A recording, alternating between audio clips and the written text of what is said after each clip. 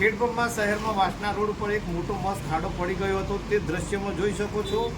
આ ખાડો પડ્યાની જાણ આસપાસના લોકોએ અમારી ભડકોની ટીમને કરી હતી। ભડકોની ટીમ દ્વારા એ સ્થળ ફોટો અને વિડીયો લઈ નગરપાલિકા તંત્ર સુધી પહોંચાડ્યું હતું અને ખાડા વિશે પૂછ્યું હતું। ત્યારે નગરપાલિકાએ માત્ર 6 કલાકની અંદર ખાડો પૂરી દેવાનું વચન આપ્યું હતું અને કયા મુજબ નગરપાલિકાએ ખાડો પૂરી દીધો તે તમને દ્રશ્યમાં દેખાય છે।